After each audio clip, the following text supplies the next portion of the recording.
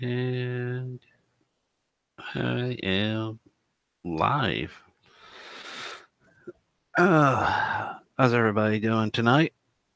Uh, First and foremost, shout out to all the veterans that served today. Of course, well, soon to be coming to the end of Veterans Day, but anyway, big shout out to all the veterans that have served, uh, that are currently serving now, and and with all respects, the ones that are no longer with us. Uh, Speaking of which, I have three uncles that served. They were all Navy. Um, I think I have a cousin that was a Marine. Lives up in either Detroit or Buffalo. It's one of my cousins that's up north. But yeah, big shout out to all the veterans. Uh, hey, um, so I wanted to come on and touch up on Glory 60 and Glory 61. Never got to do that. Been busy with work, and of course, I've had some family stuff to take care of. more, more importantly, I have a grandmother that's sick right now. She's in a nursing home and has been in and out of the hospital. Um, so yeah, there's that. But anyway, wanted to touch up on like I said, Glory 60 and 61. 60 I watched all the way through. Um, at Beginning with 60, there were a lot of debuts, a lot of and some storylines that were going into this event. Uh, uh, Starting with, I'll go ahead and touch up on the debuts. Kada and Garrick Billet, Mehdi Kada and Garrick Billet. They got their scored their first wins in Glory with knockouts. Of course, Kada beating his opponent Mustafa Yassar.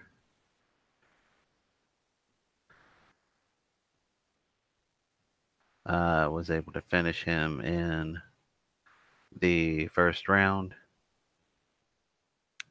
I believe that was, yeah, first round, first round stoppage. Uh, and of course, Garrick Billet finished his opponent in, I believe he also finished his opponent in the first round. Might have been the second round. Of course, his opponent, Hafid Ramdan. Of course, Ramdan. I watched this fight. Ramdan kept coming at, well, kept backing up, kept trying to get away from Billet. Billet is a fighter that likes to come forward. He likes to start with the low kicks. Ramdan did his best to walk through them, but every time he tried to get some offense in, Billet would just counter him with punches. And of course, like Billet, he was just like I said in my preview, just relentless coming forward. Um, he stalks you, he cuts the ring off.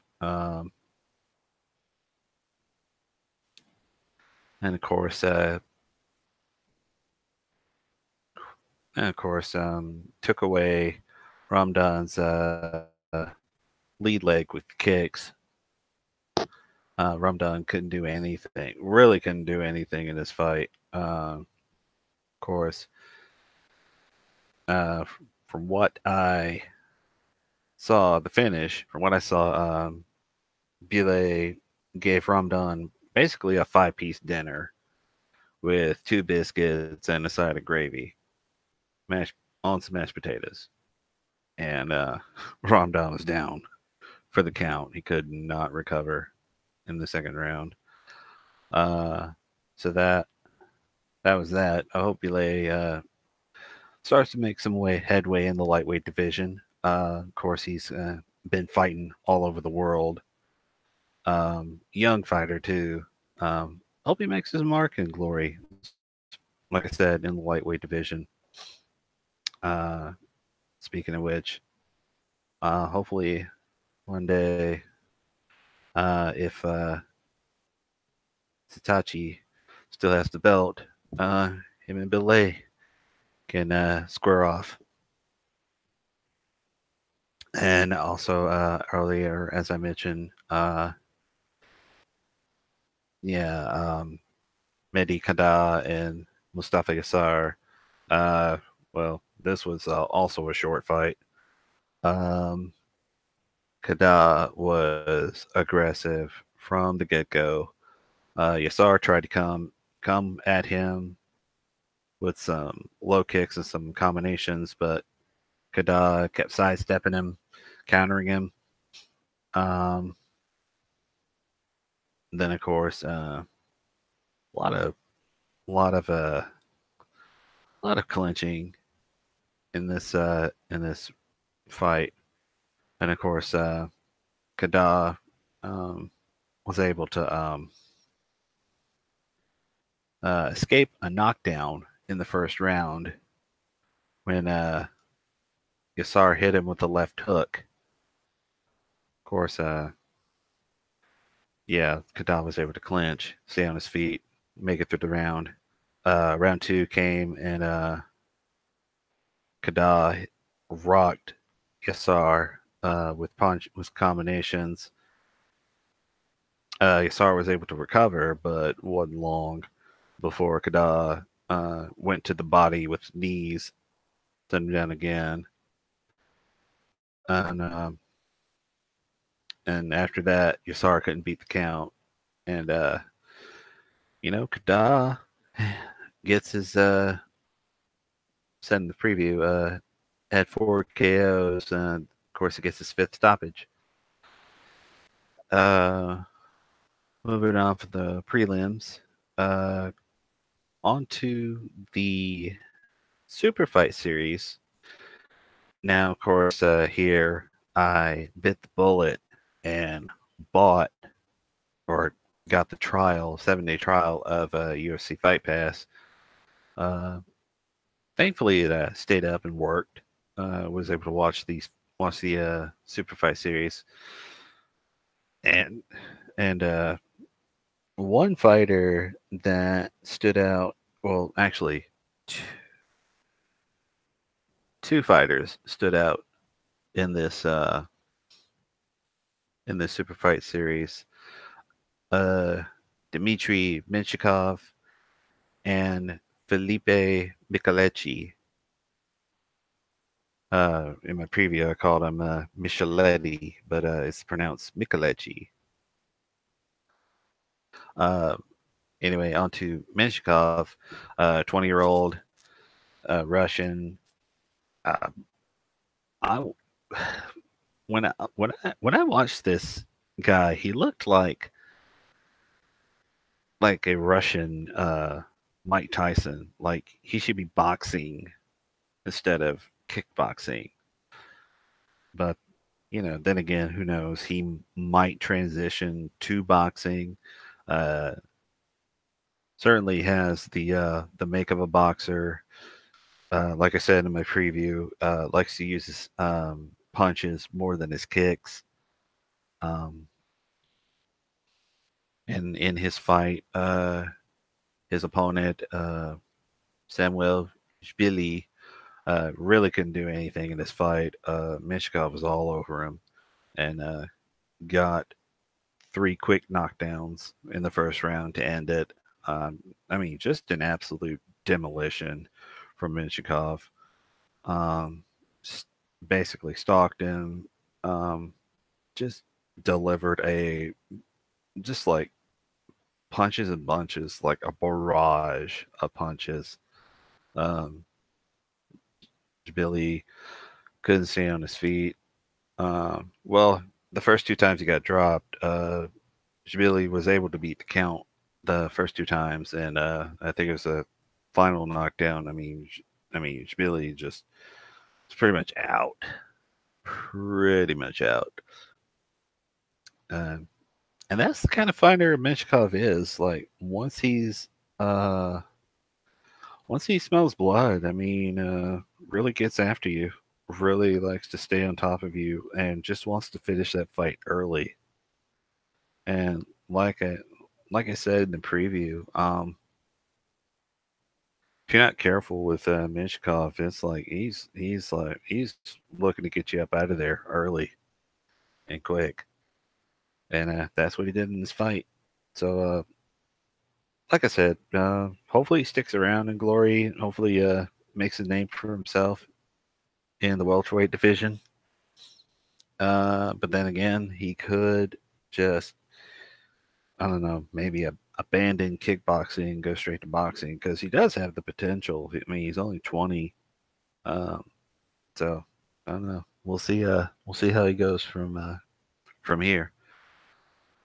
Uh, and of course, the fight that I had my eye on, one of my eyes on, of course, was Felipe Micheletti taking on Zinedine Goodboy Hammerlane. Uh, man, I I pretty much said this in my comic section in the preview with PK Boxing MMA. Shout out to him. If you haven't subscribed to PK Boxing and MMA, please do so. Very good dude. Likes to stay on it with boxing and of course MMA. Uh, yeah, go subscribe to him. Um, Hammer Lane, I did not expect him to get stopped, but I did see the knockdown where he, I guess, hyperextended something. I don't know if it was his hip or his hamstring, because Micheletti was just lighting him up, leg kicks to his thighs, and uh, and Micheletti was obviously the bigger of the two, um, just the bigger of the two fighters. I mean, of course, when they touch gloves, I mean, Micheletti just looked more, just more massive than Hammer Lane, and it showed. I mean, Hammer Lane got some shots in, but those shots looked like didn't even phase Micheletti. And like I said, Micheletti just went to work on Hammer Lane's thighs and body with those kicks. And he's also got some power in his hands. Uh, so yeah, Hammer Lane gets stopped in, yeah, gets stopped in the round one. Gets stopped in the first round, and it's like, man, because Hammerlane really need this win in the light heavyweight division. Of course, now with Hammerlane's loss, this should set up a tournament that would feature Micheletti and another fighter in that I will get to later in the main card of Glory 60. Donike Abena, I'll get to him later. I was really impressed with him. But anyway, back to this fight. Yeah, this pretty much sets up a light heavyweight tournament to find the rightful challenger to Artem Vakitov's title. And yeah, well, we'll see what happens. We'll see what how Glory sets this up. Of course, they have the heavyweight tournament at Glory 62. That, of course, taking place at hold on, let me see, fight card for Glory 62 in Rotterdam. I had to make sure that was right. Rotterdam, December the 8th. Not too far away. Yeah, almost a little less than a month out. And like I said, this is well, from what I'm seeing on the card hasn't been finalized yet, but from the looks of it, so there are some usual faces and also some newcomers coming into this tournament. I'll get to this heavyweight tournament later on, and later on before the event kicks off.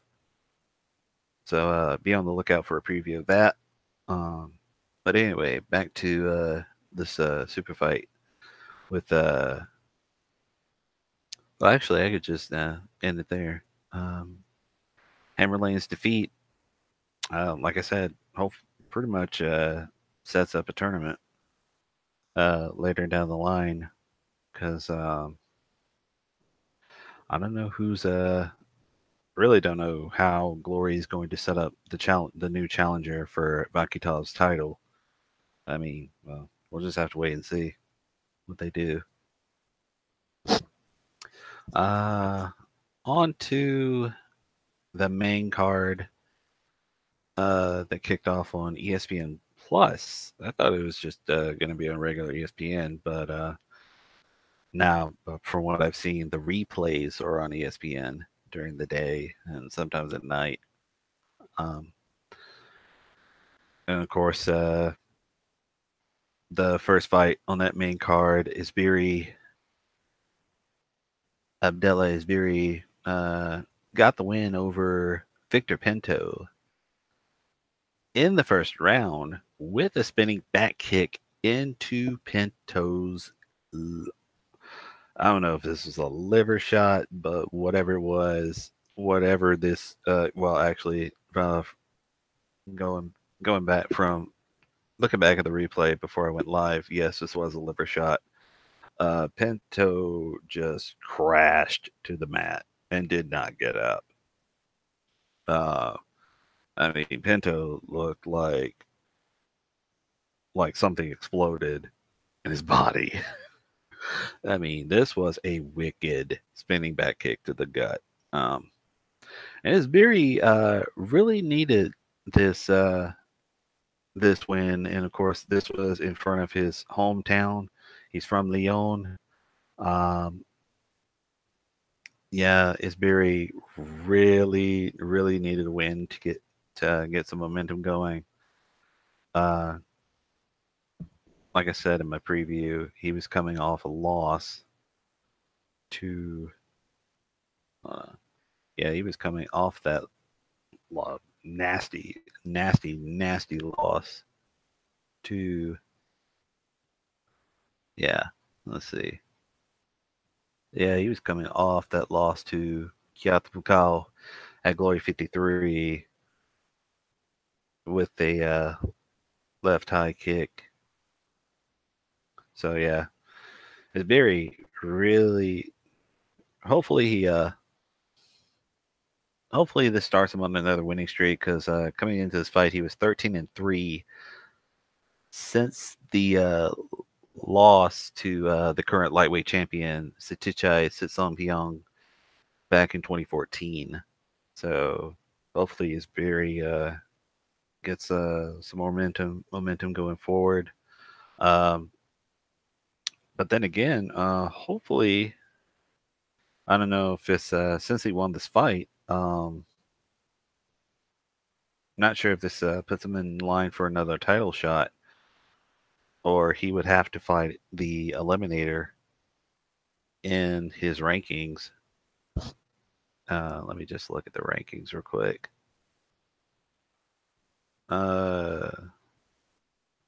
No?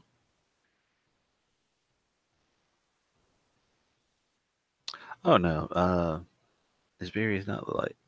Wait, Isbiri is not lightweight. He is featherweight. And looks like he'll have to fight Serhiy Adamchuk Adamchuk, and as an eliminator. Uh, Not sure if that fight will take place. I don't know if Adamchuk will. Well, well, well. I take that back. Actually, I do take that back.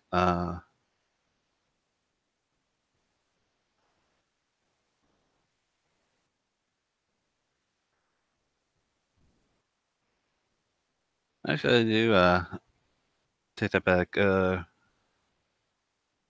think Adamchuk would be in line to fight Kiatman Kao for his title. Yeah, exactly. He is coming off. He's on a three win fight win streak.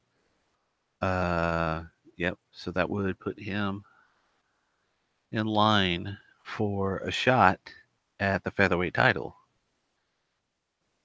Um, well, I guess we'll see what comes from that.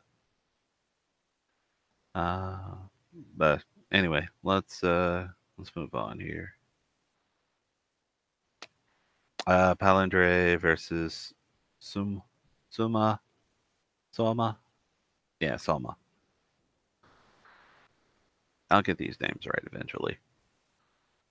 Um,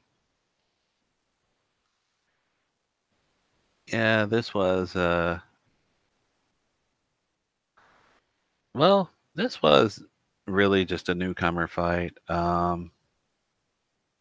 Palindre, of course, coming over from another promotion.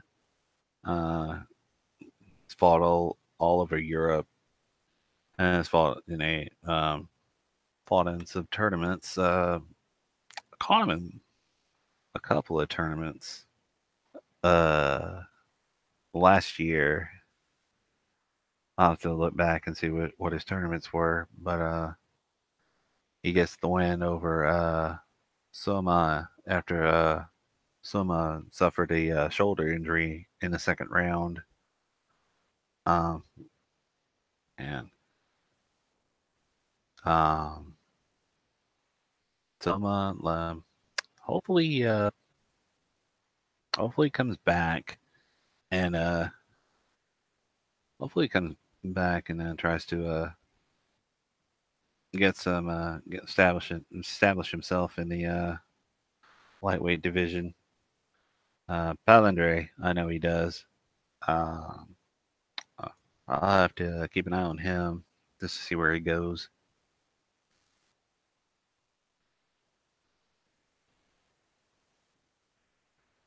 Uh, Looking through these rankings.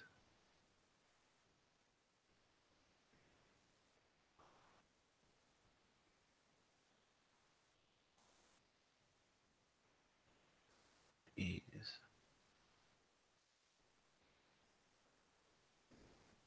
And if you look at these rosters, Glory is just stacked, and the rosters are just getting bigger and bigger with each event.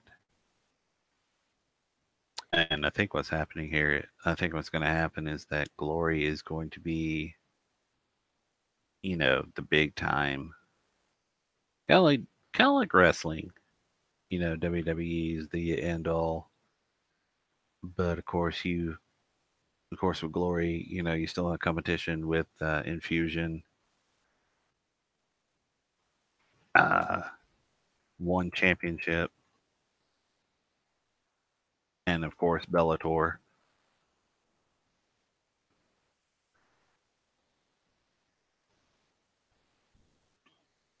Uh oh, almost forgot.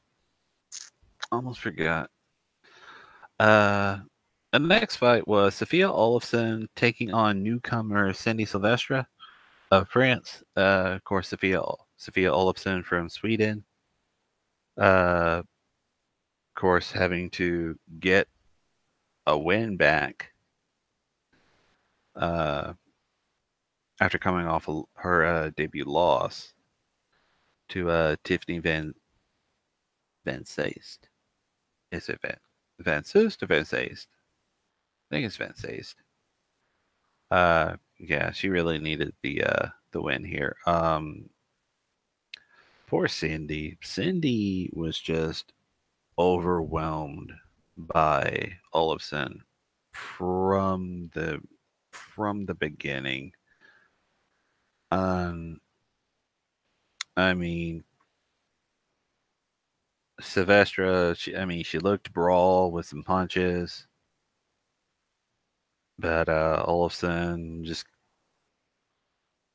she was able to back off Olafson, but like only briefly. I mean, she just kept coming forward, just pummeling poor Cindy for 3 rounds. Yeah, this was 3 rounds of torture for Cindy Sylvestra. Um, and it pretty much showed Cindy is like the shorter of the two. They list her at 5'2", but really I want to say she's 5 foot. And Sophia, of course, 5'5". But credit to Cindy, she didn't get stopped, and she never went down. But I mean, she tried as hard as she could to get get some offense, try to get something going. Um, man, but uh, Olafson, I mean, just better punches, punch after punch after punch.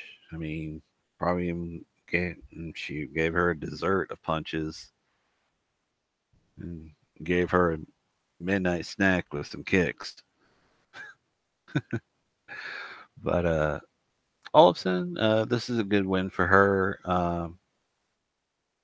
Hopefully, this gets her going. Hopefully, this gives her some confidence, some momentum going forward. Um, as for Cindy Sylvestra, um, hopefully she isn't too down. I mean, she's a very good fighter, um, for what I've seen on YouTube, and hopefully, hopefully she took something from this fight. I mean, she's one of those. She's one of many other Muay Thai fighters that fight twice a month. Some of them take 3 fights a month. Um, but hopefully she's watching the fight over to see what went wrong. And from my observation, I think it was just like keep move. Basically, Cindy needed to basically keep Sophia off balance by, with some kicks, keep moving around, punch, move around, punch, move around, basically stick and move. But it's like whenever she threw a punch or threw a kick, she just stood there and Sophia just came forward and crashed into her with punches and some kicks for fun. But hopefully, um, like I said, hopefully Cindy learns from this fight, takes something from this, and goes forward. Would love to see her again in the glory ring. And the next fight, Yusri Belgari took on Yasin. They pronounced him Ahagan. In other promotions, he's pronounced Agan. And of course, in my preview, I said again. But this was a middleweight fight. Of course, Yusri Belgari, like in my preview, didn't know why he was still ranked number 2 after getting slept by Alex Pereira at Glory 55.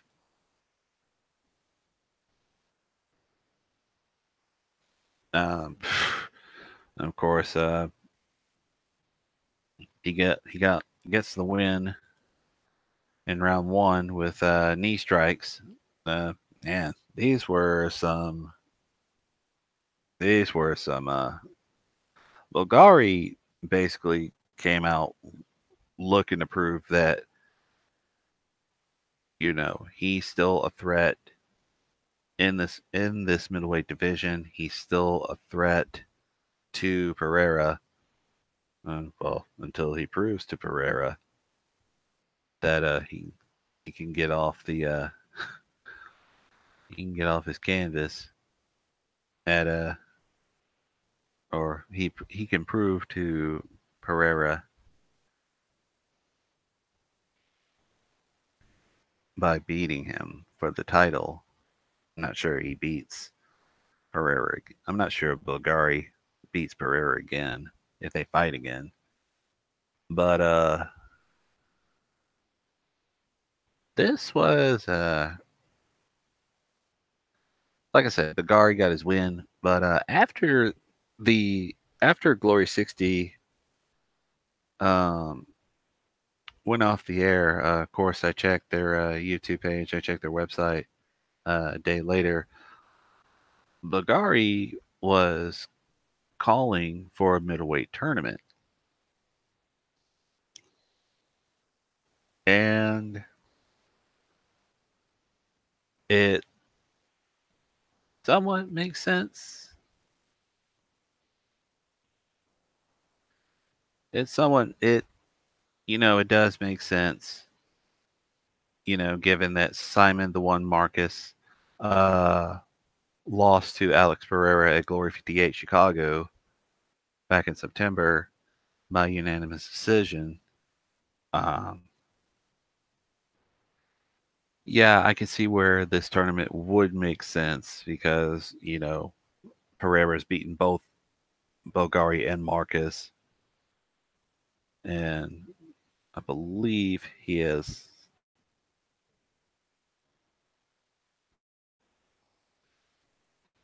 Oh, no.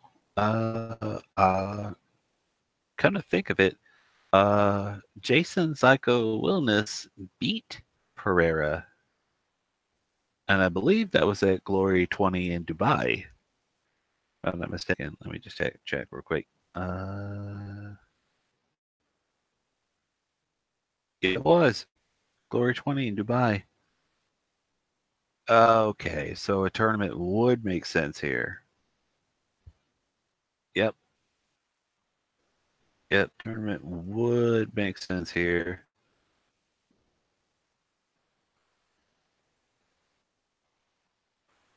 But other than Bulgari, Marcus Wilness, I guess Robert Thomas, you could put him in there. Dustin Jacoby, Matt Baker, Warren Thompson, and Joe Taylor.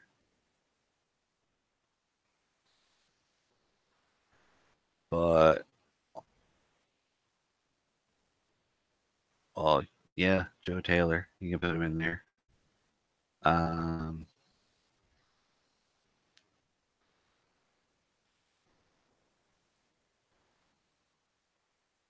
hmm, checking something real quick. Yeah, I guess the guys I just named, like I said, Bakari, Marcus, Wilness, Robert Thomas, Jacoby, Baker, Warren Thompson, Joe Taylor, 8-man tournament uh, to challenge Pereira. So, yeah, I could see that. I could see that. That would be a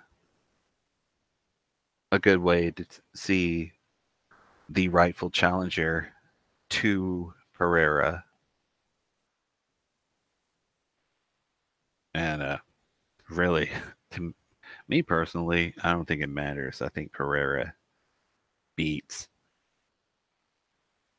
these guys.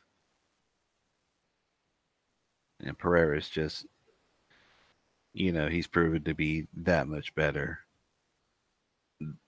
just a cut above the rest in the middleweight division. But we'll see how the Glory Matchmakers structure this tournament. But yeah, I could see a tournament down the line, possibly. Well, not this either January or February of next year. I could see that tournament playing out, but we'll see. We will definitely see how that goes. Uh, let's see the other fight on that card. Oh yeah, the the light heavyweight bout. That the other light heavyweight I wanted to get to was Donagea Bena and Stefan Suspigari. Now, Suspigari was, I believe, the third ranked. I believe he was third ranked. No, no. In the preview, I had him as the fifth. He was the fifth ranked in the preview. He was fifth ranked. So, of course, Donaghy Bena, of course, the much younger fighter, Suspigari. Well, like I said in my preview, he was 34 going into this fight.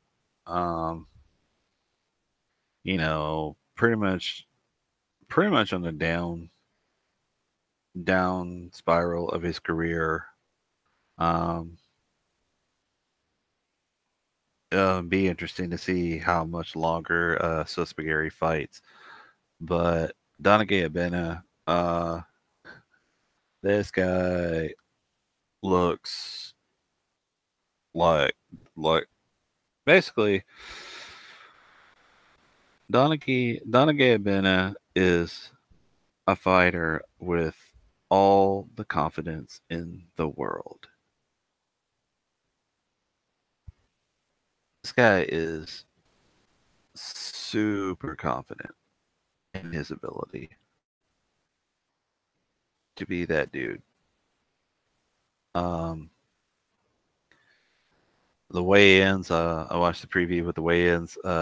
Abena was just, staring down Suspigari, nodding his head like, bro, I'm gonna win, and there's nothing you can do about it. And I like his swagger, man. Like I said, young guy,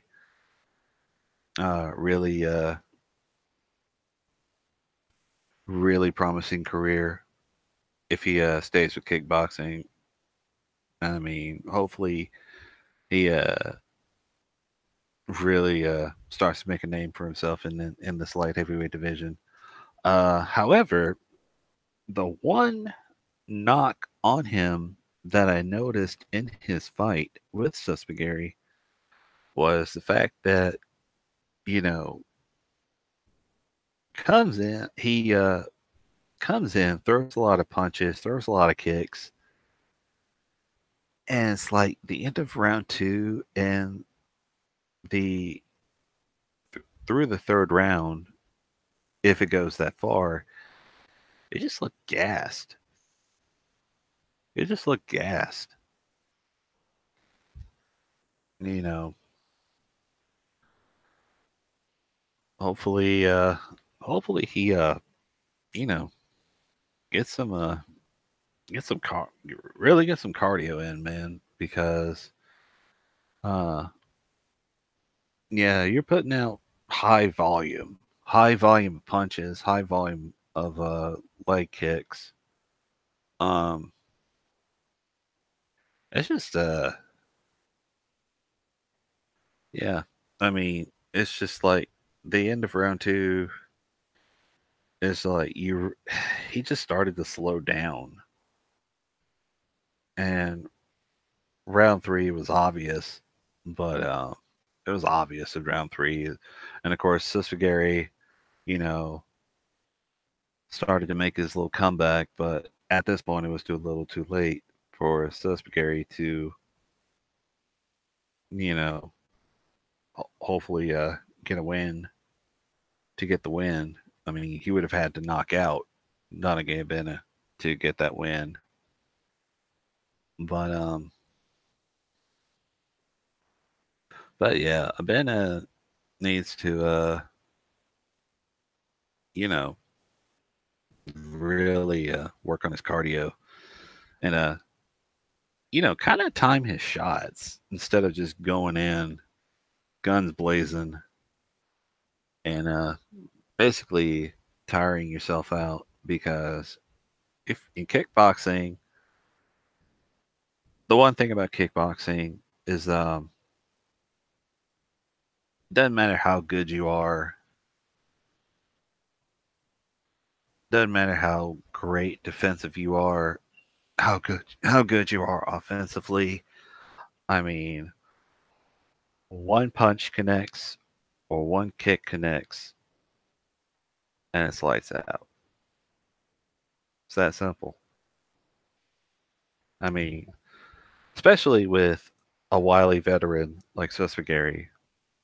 Um, like I said, there were moments in this fight where Abena could have gotten caught with a high kick, could have got caught with an uppercut, and it would have been over. And you know, you know, with Abena, I want to believe the hype. I want to believe this kid, really wants to do something special in Glory. And of course, after the fight, he says, "I'm coming for that belt." So we'll see. We'll see. Uh, we'll see if he makes it to Vakitov or whoever gets the belt in light heavyweight. Whoever has that belt, just know Donaghy Bennett is coming for you. Now, back to, well, sticking with the narrative in the light heavyweight division. A tournament must take place. A tournament must take place, especially with Hammer Lane's loss and Susfagari's loss. Donaghy Abena is currently ranked number 4, and of course Felipe Micheletti is right behind him. Um, then again, um, somewhere down the line, these two will have to face off. And if that happens, shut up and take my money. I am in on that fight. I am in on that fight. Two young guys, very promising. Man, just two massive light heavyweights. My opinion should be cruiserweights, but that's another discussion for another day. Well, who am I kidding? Yeah, if it comes to a situation where Abena and Micheletti have to fight each other, yeah, count me in on that fight. That is going to be explosive. Uh, I'm sure this will be a fight that PK can really get behind and enjoy. But yeah, it'll be interesting to see how this how the narrative and the light heavyweight division shakes out. But me personally, there needs to be a tournament. Maybe not at the beginning of 2019, but somewhere in the somewhere in the middle, like spring, summer. or late winter, but would like to see a tournament. And the main event of Glory 60, Cedric Dubé taking on the young Jimmy, the young bull, Vino. Uh,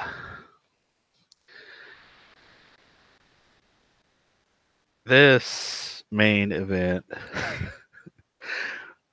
was everything I wanted in a fight. This was the perfect mixture of hard hitting action and showmanship. Like these two, of course they're friends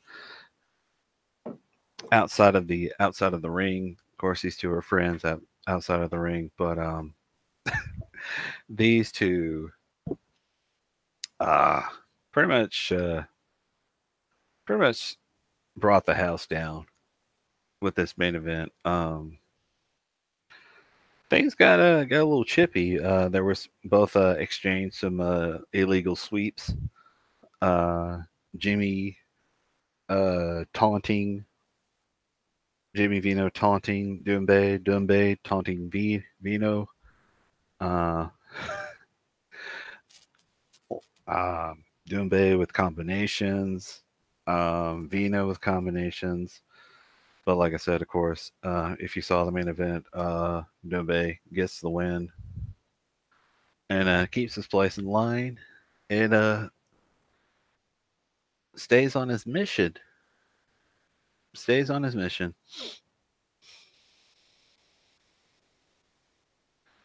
Yeah, and of course, after this fight, Dumbe called out Harut once again, and uh,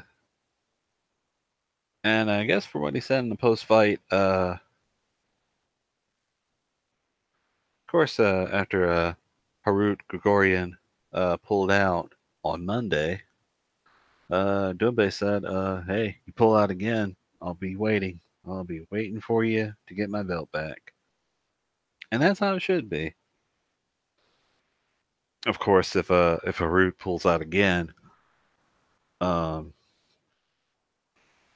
uh, I don't know if Glory's is gonna strip him or not, but I doubt they will. Um, but if he stripped, then Dumbe, I would love to see Dumbe and Vino again. Of course, with the title on the line, I would definitely love to see that fight again. I mean, these two r- really, really put on a show. Really put on a good main event. Um, and that is it. That was it for Glory 60 from Lyon, France. Uh, First off, my apologies about Glory 61.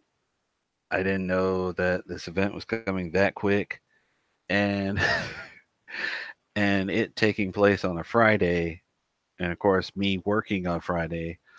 Uh, did not have the time to watch any of this event live. Had to catch replays. Had to catch the super fight replay on a stream, on a Daily Motion stream before it got taken down. But yeah, Glory 61 took place from the Hammer. They pronounce it the Hammerstein Ballroom, but me being an old school ECW fan is the Hammerstein Ballroom. It will always be the Hammerstein Ballroom to me. Uh, Glory 61. Basically, a quick recap of the prelims. Only one of the five, only one fight of the four went the distance. The prelims, this was just stoppages. Knock, yeah. This is a knockout city. From what I've watched on the replay of the prelims, this was just knockout city. Of course, the one fight that went the distance was Jonathan DeBella against Muhammad. I think I pronounced his name Lemherdine. Of course, that went to distance to a unanimous decision for DeBella. But the other three fights, Nate Richardson. Of course, I watched this fight. This was really short fight against Greskiewicz, Justin Greskiewicz. Of course, 3 knockdown rule was in. Of course, is always in play in Glory Kickboxing. Yeah, Richardson stops Justin in the first round. Like I said, this was a quick fight, real quick fight. Abraham Valdez defeated Hussam El Kasri, left hook in the first round. Nasty left hook. Nasty. I mean, heavy right hand. Well, it started with a heavy right hand early. Then Valdez ripped El Kasri's body with a kick. I mean, El Kasri, you could tell by the replays, really felt that shot and was hurt. And of course, the of course that of course you know Valdez ended it with a lead left hook that sent El Kasri to the canvas. Um, El, El Kasri, um, man, he tried, tried getting to his feet, but he could not beat the count. Ref stopped it. Vidales, gets the win here. Like I said, round one, left hook. Um, that was that. And of course, Harry Germain defeated Iskander Usmanov, also in the first round with TKO punches. This was actually a catch weight fight. This was, yeah, a catch weight fight. Not sure what the I'll have to look back what this weight limit was. Actually, there is no weight. Well, okay. There is no weight, doesn't tell me. And I really don't know much about the fighters myself. Like I said, all of these fighters were making their debut in Glory on the prelims. But yeah, Harry Germain gets the win over Usmanov. Flurry of punches stopped this fight. Usmanov like tried to circle away and get away from Germain, but Germain was just the heavy aggressor in this fight. And he was just too much. And of course, he gets the win. And like I said, all these guys were making their debut.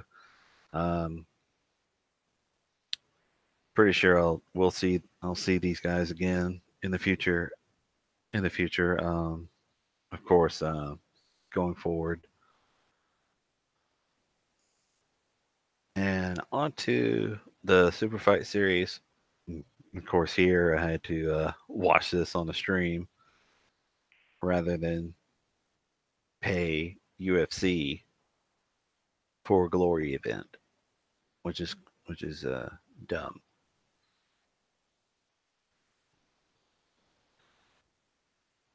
Let me pause for 1 second.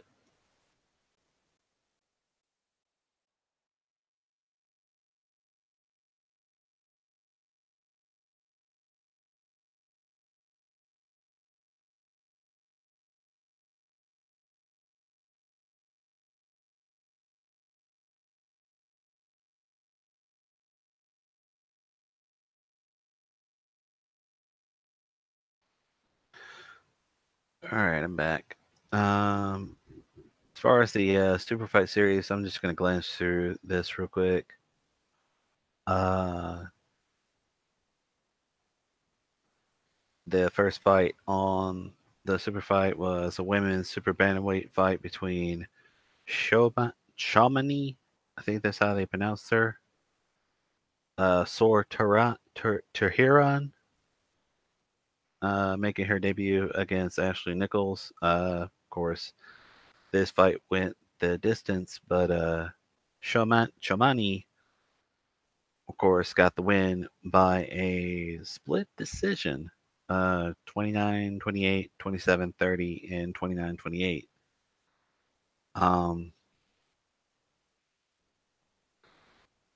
Basically, this was a rather interesting fight.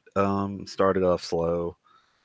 They were looking for openings in the defense. And of course, during this fight, Chamani switched stances a lot, which of course prevented Nichols from finding her range.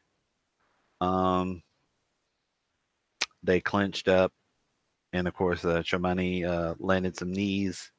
Nichols scored from some punches, but she was quickly countered with more knees and more kicks. Uh,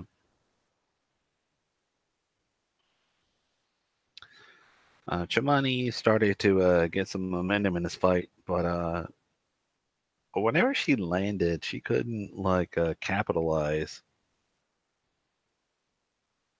She could not capitalize as Nichols just kept coming forward.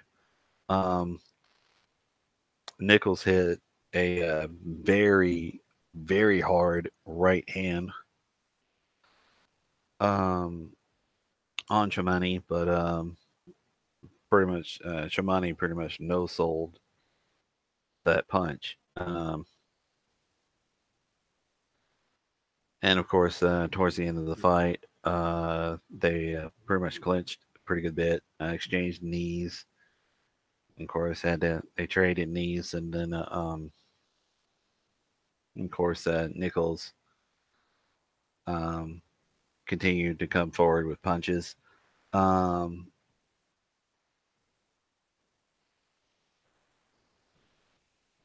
I believe from watching this, also from looking back in the fight, watching it, Chamani was also warned for excessive clinching by the referee. Uh,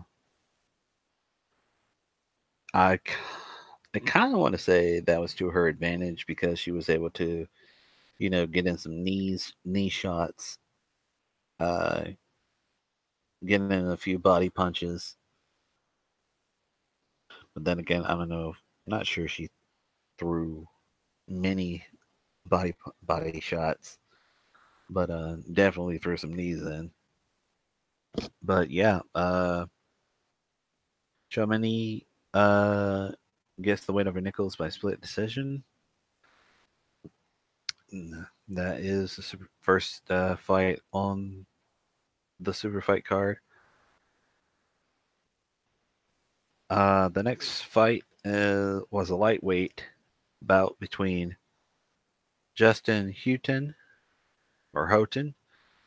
taking on Vince McGuinness.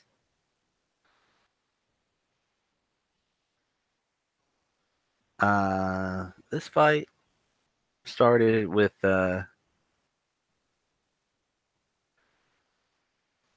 started with I'm just gonna well started I'm just gonna call him Houghton. Started with him going forward, pushing the action. Basically, he had to get inside of McGinnis. McGinnis was obviously the taller fighter of the two. Um, McGinnis, of course, threw volume punches, touching up Houghton with short punches and knees. Houghton responded with overhand rights. McGinnis, as a result of that, wasn't able to find his rhythm. And of course, his reach was a factor. Of course, he stayed at range, peppering Houghton with kicks. Of course, Houghton he kind of stayed back, waited for his chance, and of course, that came with a right hand midway through the second round. But uh, like I said, looked unfazed. Was continuing to continue to fire back. Uh, then, of course, Justin continued to throw at volume, continued to throw a lot of punches towards the end of the round.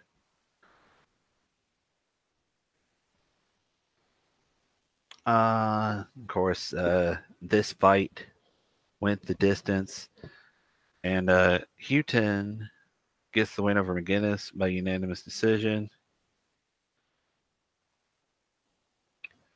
or Houghton. I think. Hold on. Let me get a quick translate of this.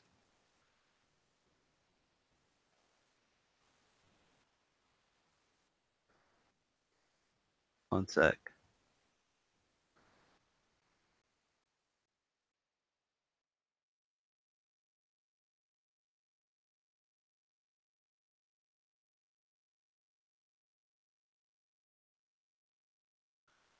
All right, I'm back. Never mind. He is pronounced Houghton. Justin Houghton. Actually, actually, that does make sense. Defeats McGinnis by unanimous decision. Uh, Houghton, just the aggressor in this fight, really neutralized McGinnis's height and range by he was able to get in some shots. McGinnis had to back off, but every time he backed off, Houghton got in and landed more shots.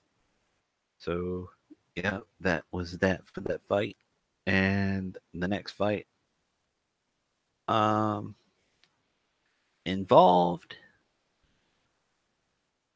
a welterweight clash between Charles Rodriguez and Malik Watson Smith. Malik Watson Smith, I've I've seen him a few times. I've seen him fight a few times on YouTube. I've seen a couple of his fights. Um, Veteran fighter.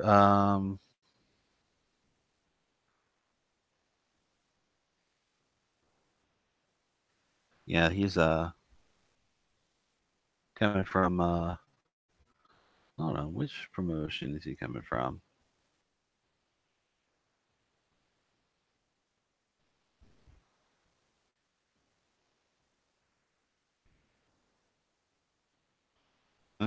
Well, Glory doesn't have it. It doesn't say his which promotion he came from, and I can't even think of it off the top of my head. But came into this. Watson Smith came into this fight 59-25 with 36 KOs. Of course, Rodriguez was 9-0 with 4 KOs.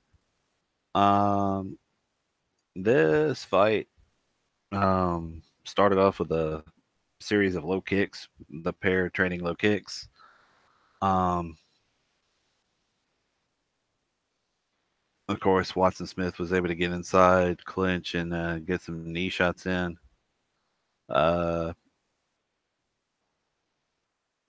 he landed a left hook flush on the jaw of Rodriguez, but Rodriguez no sold it, kept coming forward.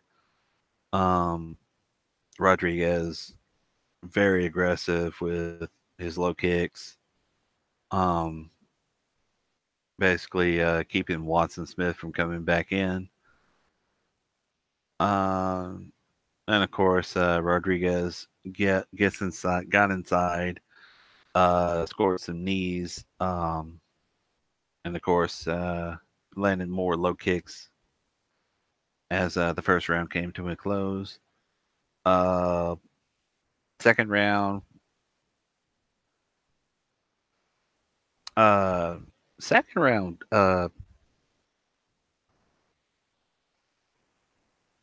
there was a clinch and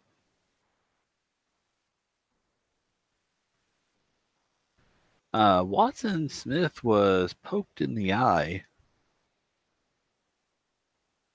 during at some point. I think it was early in the second round. He was poked in the eye. After, of course, after a brief pause, fight continued. Um, Rodriguez did get a warning in this fight by the referee,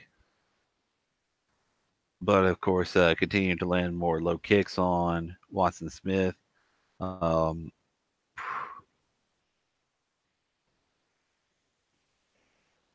and of course, towards the end of the second round, a right hand and some knees from Rodriguez uh, crashed in on Watson Smith. And you could tell Watson Smith that staggered him. He was breathing heavy, going back to his corner.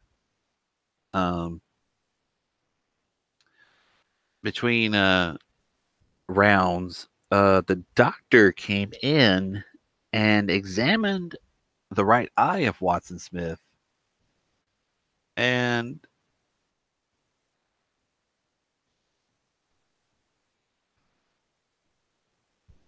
I'm not sure what happened here, but it was determined that Watson Smith couldn't see, and obviously he had trouble seeing out of that eye, out of that right eye. He had trouble seeing out of it. After pause, the fight was stopped, and they determined that the result was from an accidental headbutt. And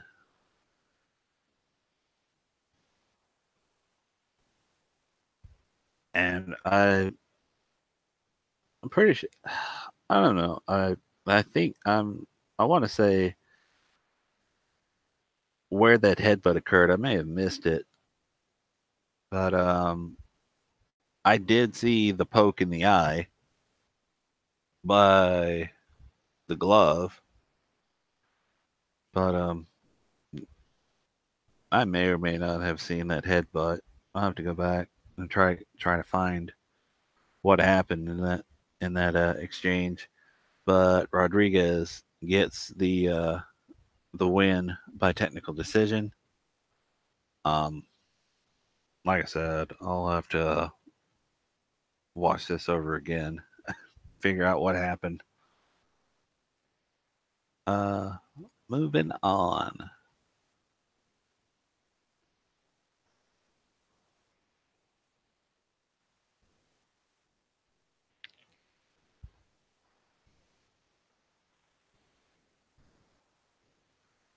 The next fight is Ten Pal taking on Nico.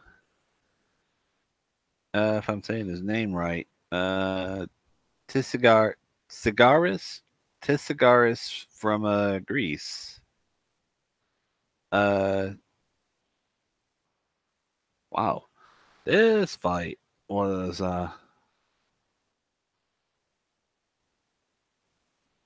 this fight was, I want to say, it started with Tenpao uh switching his stance. It started with him switching his stance. Um and of course this was a hold on. Let me get their weight.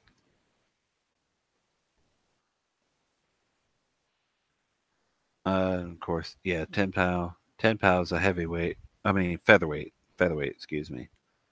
Featherweight. Um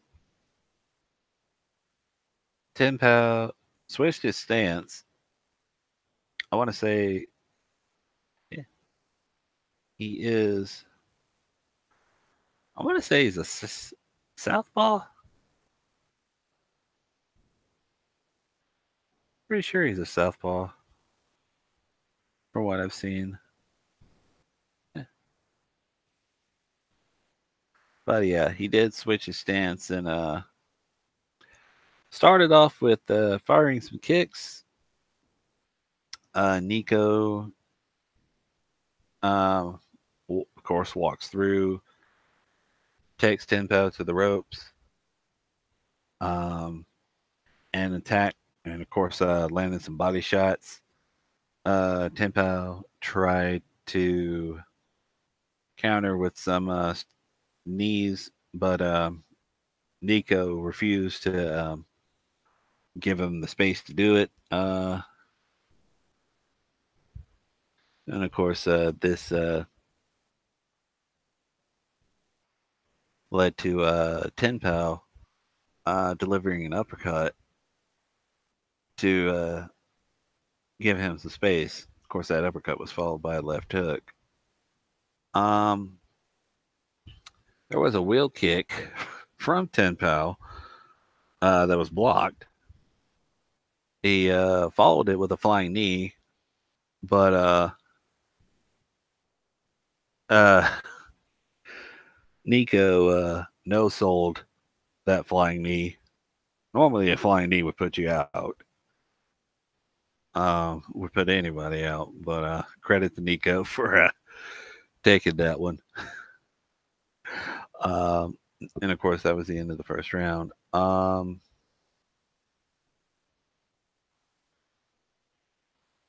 Round two began with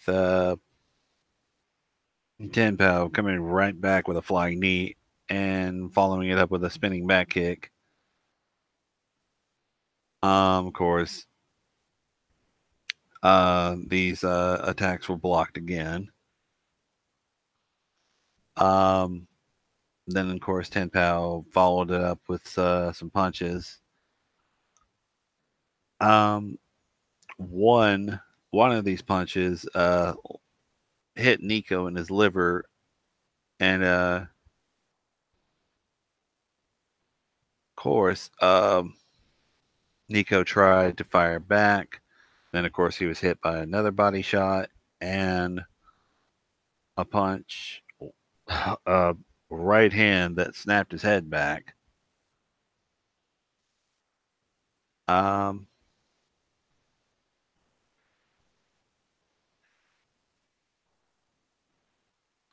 well, of course, this round came to a close with Nico trying to walk forward, but wasn't able to get some strikes in. Um, then, of course, the third round, uh, Tempo just pummeled Nico with punches whenever he got in on him. Um,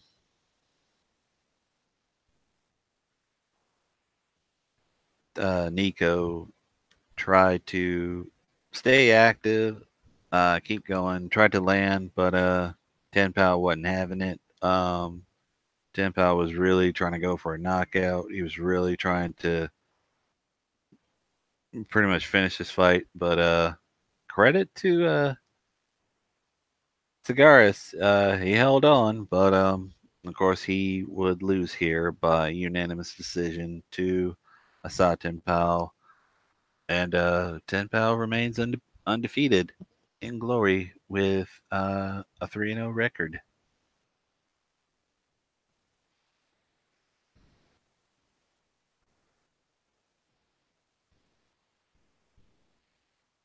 Uh,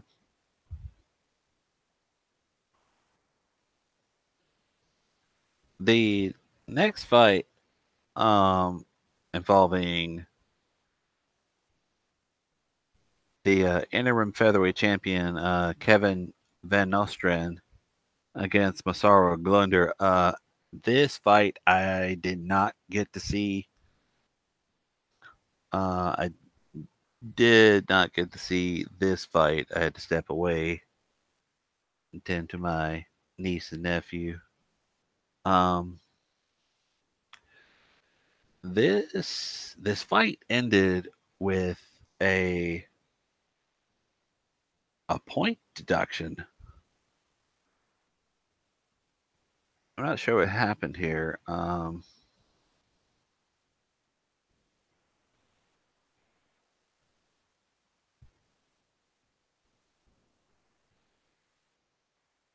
But yeah, I'm not sure what happened here. All I know is there was a clinch, and after the clinch, the referee stepped in and deducted a point from Glunder. Of course, um, Van Nostrand, Van Nostrand, was all over Glunder in this fight. Um, of course, I'm reading off the results here. Uh, oh, okay. Huh. Doesn't say there was much clinching in this fight, but Glunder was deducting a point. Hmm. Oh, nevertheless, Van Nostrand gets the win here. Still, of course, keeps the interim belt. Well, not the. Well, he doesn't keep the interim belt. Not a thing. He's no longer the champ, interim champ. Duh. He's no longer the interim champ. Um, but given that win, albeit some controversy, where does that? Yeah, I figured. Yeah, of course, that would leave him third behind Isbiri. Of course, that would mean he would have to fight Isbiri. And if I'm not mistaken, Isbiri has not fought him in glory.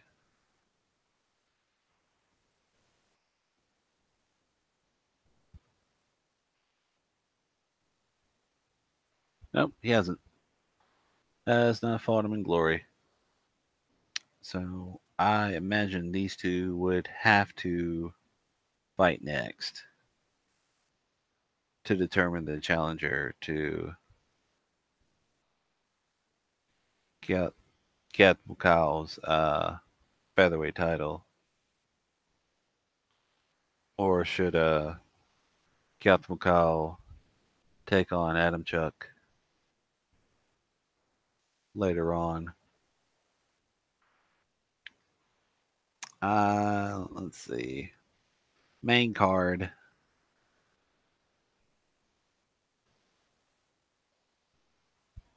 let's see, main card.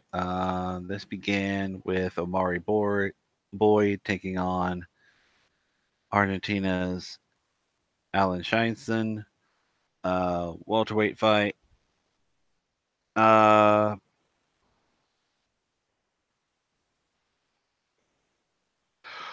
uh, Alan Scheinson. Let's see. Superboy, of course, coming off a loss to Cedric Dembe, and excuse me a sec, one sec.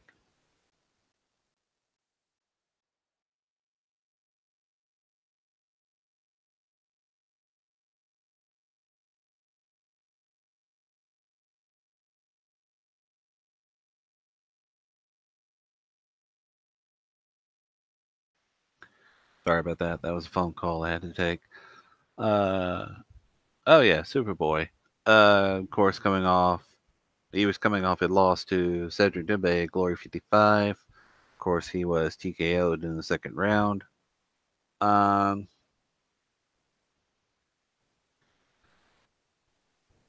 Johnson had to win this fight. Of course, he was the aggressor, and of course, in the opening round. But Boyd, just to also Boyd was also aggressive. Uh, Countered Chison first few exchanges. Um, yeah, these two pretty much brawled throughout the opening round. Of course, Boyd getting warned for holding late in that round. Round two, um, again, it was more of the same. Both men basically just taking a fight to one another. This was a slugfest. Um, like I said, um, I have to go back and check this out. But check this fight again. Had to go back. But yeah, this was a back and forth between the two, between Boyd and Scheinson. Um,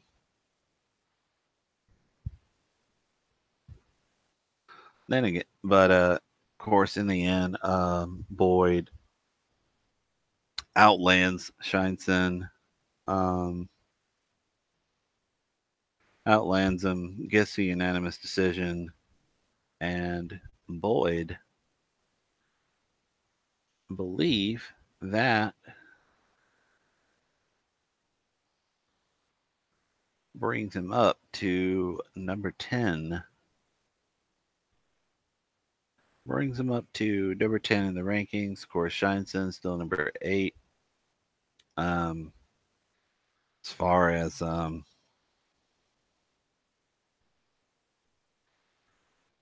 yeah, as far as the rankings go, this fight, of course, the aftermath. This fight did little for both, um, especially being on the main stage. Of course, you still have um, Dannenberg, Nikki Holskin, and of course, Grunhart, Dumbe, Nabiev, and Gregorian, um, ahead of Scheinson.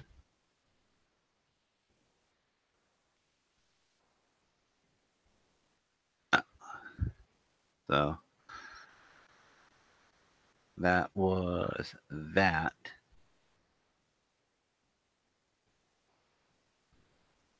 The next fight was Chris Kamazi taking on Myron Dennis. Uh, This, if there was ever a one-sided affair or a one-sided fight where it was just an ass whooping from start to finish, this was it. Kamazi was just all over um, Dennis. Um, just punches and kicks. I mean, just, Kamazi was just high volume. Um, Dennis didn't know what to do. He was pretty much like just trying to survive, not getting knocked out in this fight. Of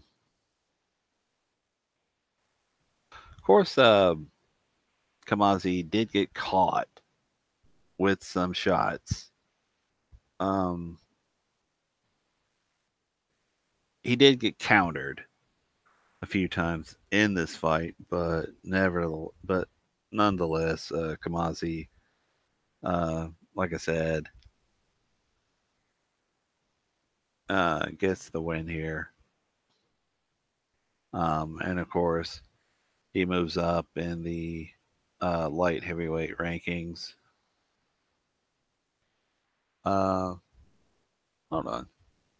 Let me let me see where he's at rank wise.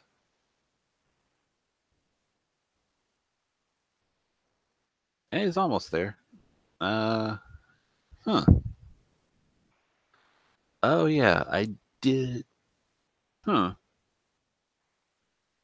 Hmm. I gotta think about it.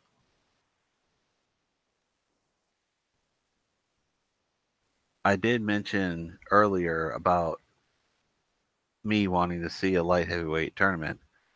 I would love to see Kamazi in that tournament. Add it to that tournament.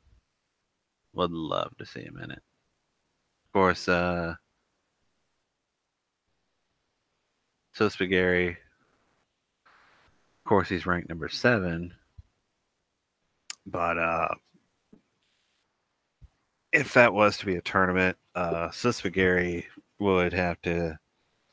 I wouldn't have him in this tournament, to be honest. He would have to give way to Luis Tavares, and then you could put Kamazi in that. That way, Kamazi can get into that tournament. But yeah, that would be wow. That would be an amazing tournament. That would be an amazing tournament. Just to have the clear contender for Bakitov's title. Jeez, man, just looking at it, yeah, light heavyweight needs to have a tournament. I'm not seriously. I'll have to email the matchmakers at Glory. Hey, get this light heavyweight tournament going. Um, the next fight, and this was Super Bantamweight Championship. This was JD Menezes.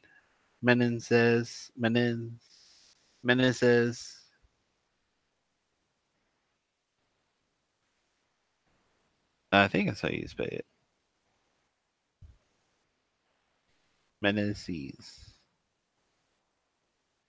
I had to break out the translator again to make sure. Meneses. Menezes. JD Menezes. Of course, taking on the woman she defeated for the belt, Anissa Mexon. Uh, Anissa Mexon.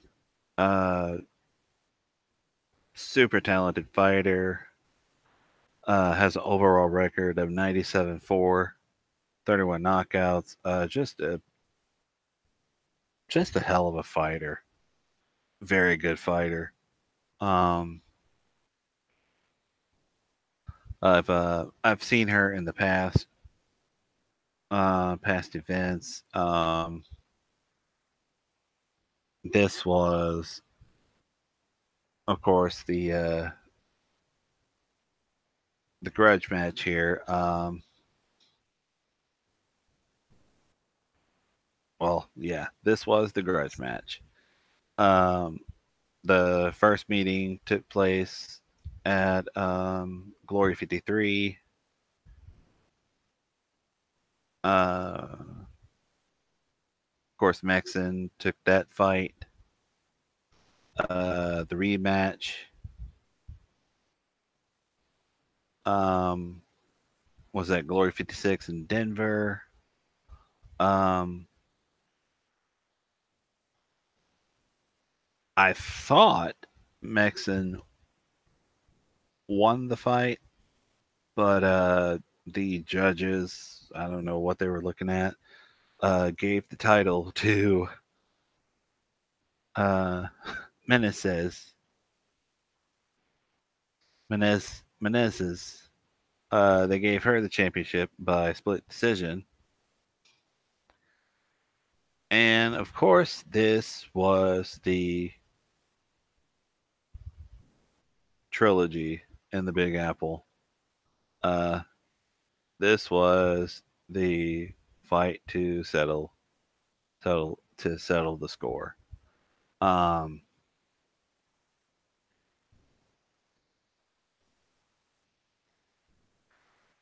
if you ever if you ever watch kickboxing and just saw just beautiful a beautiful performance of total domination, complete destruction of an opponent.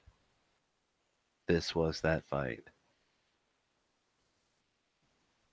Anissa Mexon just absolutely destroyed JD Menezes. Anissa Mexon absolutely destroyed JD Menezes in this fight. I mean, JD,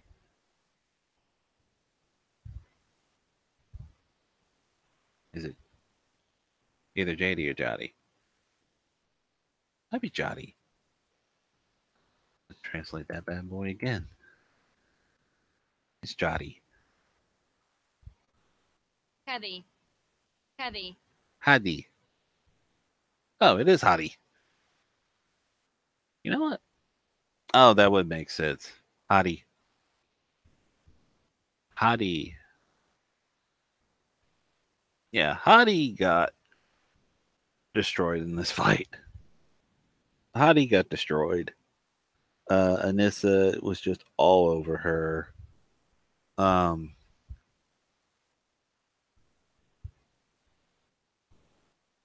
yeah, Anissa just absolutely.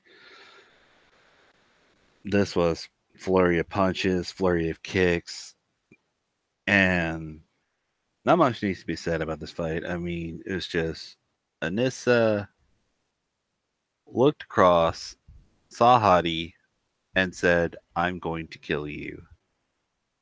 And that's exactly what she did. Of course, the referee had to step in, stop the fight, round two. Uh, after a series of punches, um, yeah, this was complete destruction of an opponent. Yeah, Hadi had no chance in this fight. No chance. I mean, this was Meneses. Yeah, this was just uh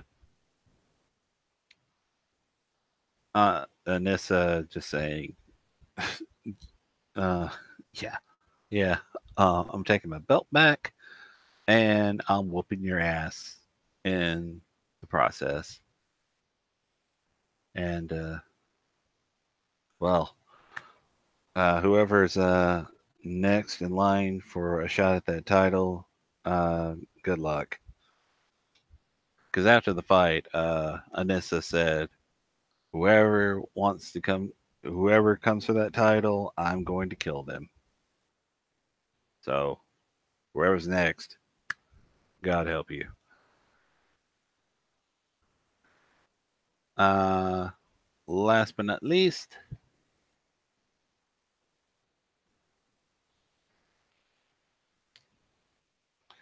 was the lightweight championship, the main event, the lightweight championship.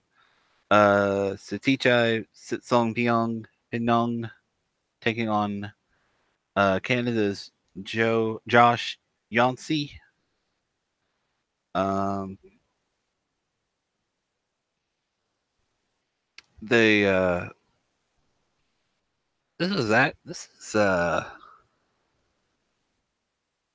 yeah, this is the rematch from Glory 22 3 years ago. Um, Satichai winning by decision. Of course, after that, up until even after this, even to this event, Satichai has been virtually unstoppable. Um, Yancey had to get wins over Stoyan and Christian Baya to earn his shot. Um, this fight started with a kick fest. Of course, this kick fest ended with Satichai uh, landing his patented left kick to the midsection of Yancey, who looked to be staggered by that. Um, Satichai landed in some boxing combinations, basically forcing Yancey to rethink his plan, rethink his fight strategy. But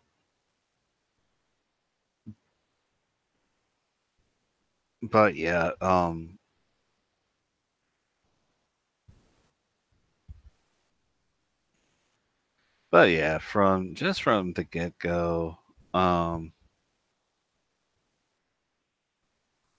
like Yancey was just dominated throughout this fight. Um, Satichai just the better fighter. Um, as he always as he continues to be, as he always has been, he continues to be just the better fighter. Of course, he gets the win with by unanimous decision, and yeah, that was the end of Glory 61 in from the Hammerstein Ballroom in New York City. As far as Satichai's next opponent, as I'm looking at the lightweight division, yeah, I kind of figured. Marat Gregorian is next, or is currently the number one lightweight, followed by Tiani Bestati. Uh, yep. And looking down the list,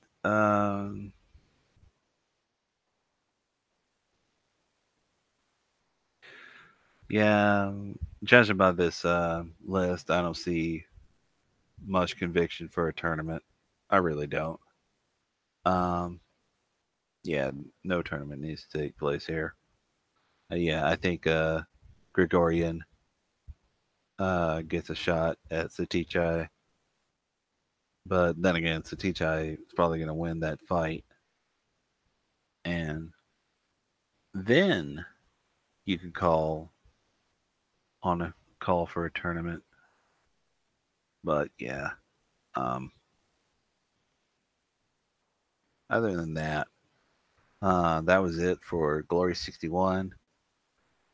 Again, um, looking ahead, of course, you have the heavyweight tournament.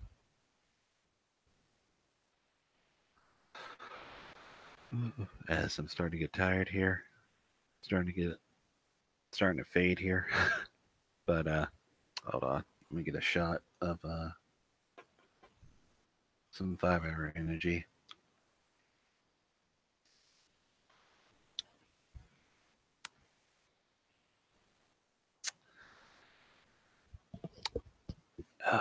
These things are so much better with water. So much better. I know you can put 5-hour energy in your favorite juice or drink. I prefer water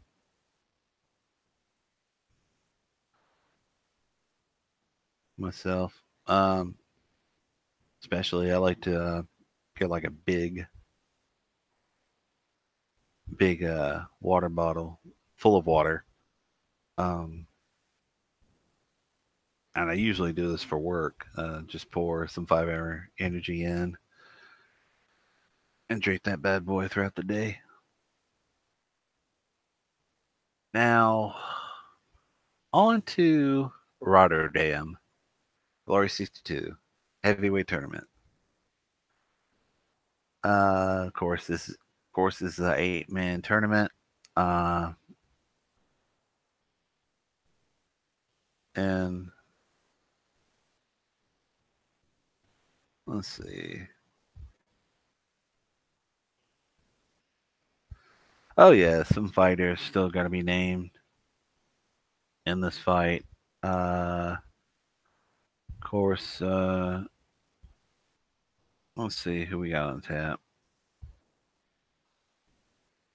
Who we got? Who we got? We got Luis Tavares. Oh, that's a light heavyweight co-headline bout. Luis Tavares. Uh, Tavares. Luis Tavares. Who could he possibly take on? Because Tavares is ranked number 8. So his opponent could either be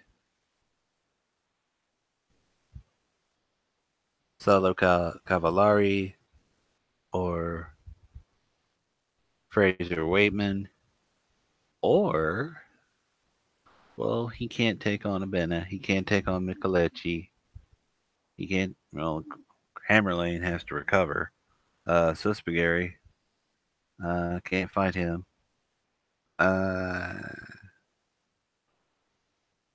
nah, I don't think they're gonna have. I don't think they're gonna have him fight Ilunga, Dude, or Machado. Nah, nah. Glory's not gonna have him fight them. Or could they? Now, of course, if you know what, if that does happen,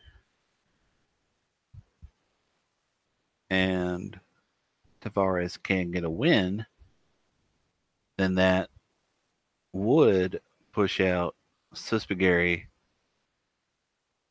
That would push him further down, move Tavares up, move Kamazi up, and you get your light heavyweight tournament.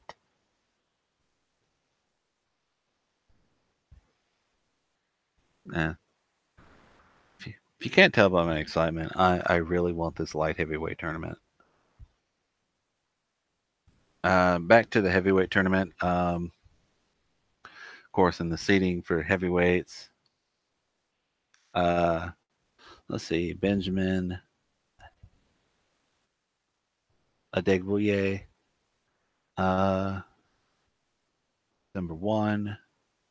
Uh, Jamal Ben Sadiq is ranked number 2 in the seed. Actually, let me take a look at this heavyweight rankings. Of course, Rico Verhoeven, the champion. Verhoeven, the champion.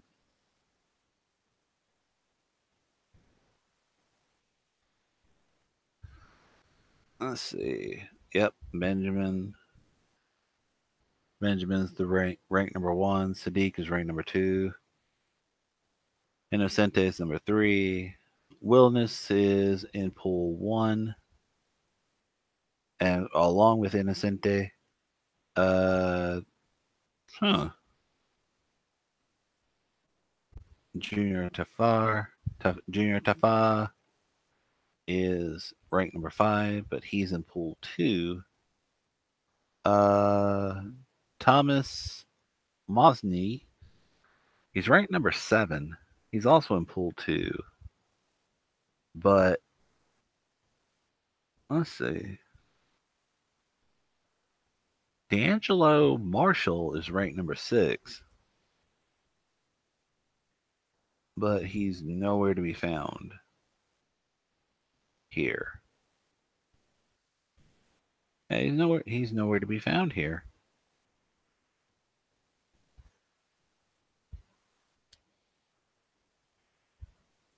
And oh, here we go.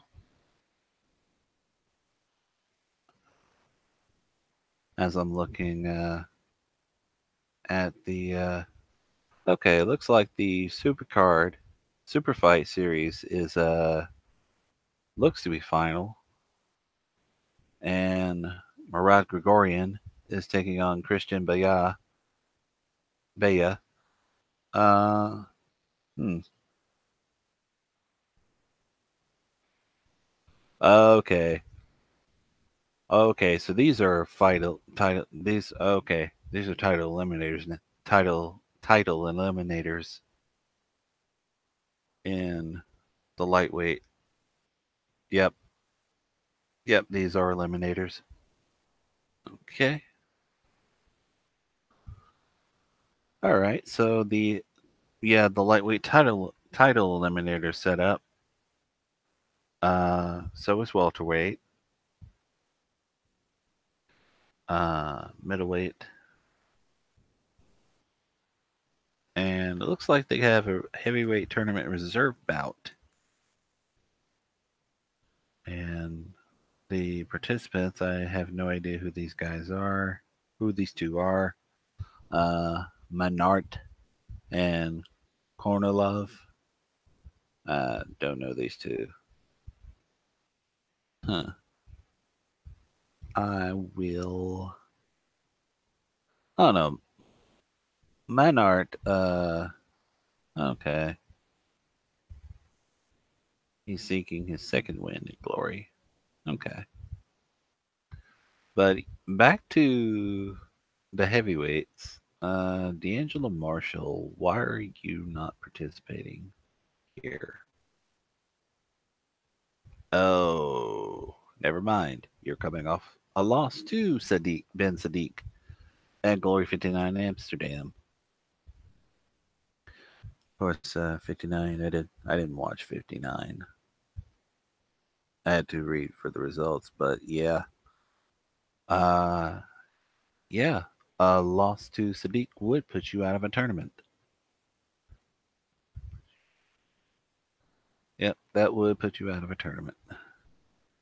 So that's that. Where was he before?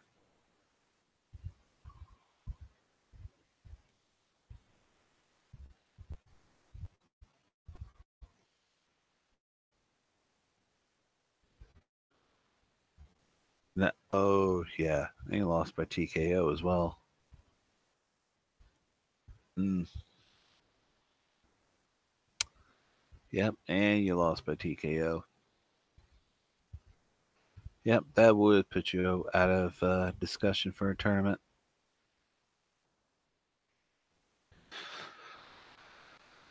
Well,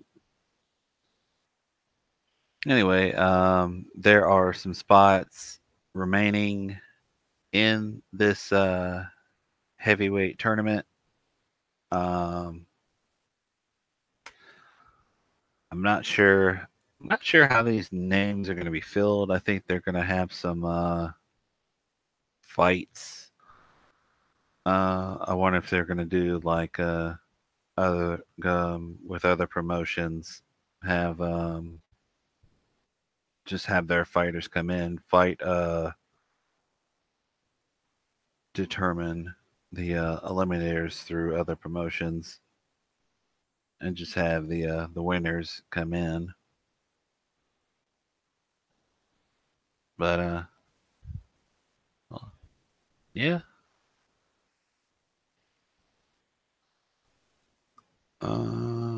So when is this heavyweight? When is this heavyweight supposed to take place? As far as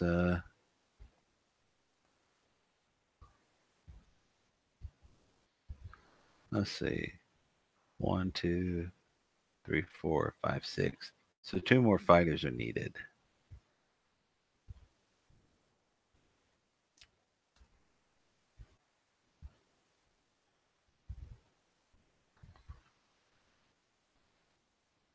Okay. Okay, so one is a reserve bout. Yeah, that's a fight in. Jeez. Good luck to whoever between Monart and Kornilov. Good luck. Usually with these tournaments, especially if you're having to fight in, uh, could be a could be a tough hill to climb if you're having to fight your way in.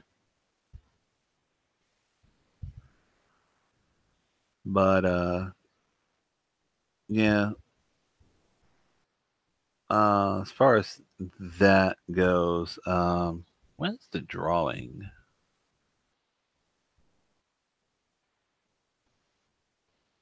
When do they draw for the tournament? Of course, the prize is $10,000 for the tournament winner. Runner-up receives 10, 30,000, and each participant gets 10,000. But when do they draw?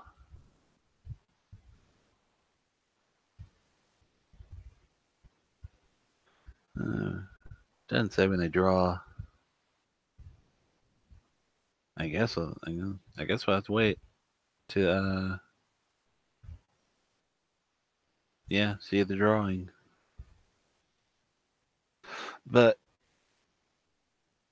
anyway, that is it for that is my quick recaps of Glory 60, Glory 61, and a little touch up on the heavyweight tournament that's coming soon on December the 8th at in Rotterdam.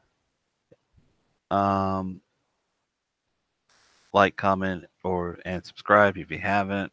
Uh, let me know in the comment section if you like I said in my preview for Glory 60, if you happen to have more information on any fighters that I've mentioned, any fighters that will be making their debut in Glory, feel free to hit me up in the comment section, or email me at here we go.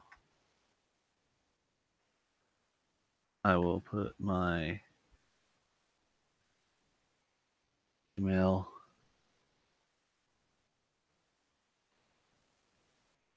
in the description, or you can find me at Branulus fight@gmail.com. Then, of course, you can also, like I said, hit me up in the comment section. Anyway, like, comment, and subscribe to the channel.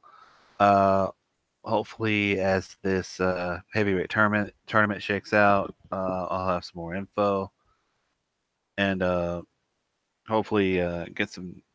Hopefully, in a timely manner, get some notes together for a preview. And with that, I am out of here. Shout out to those watching the video, those who will watch this video, and I'll see you guys later. Peace.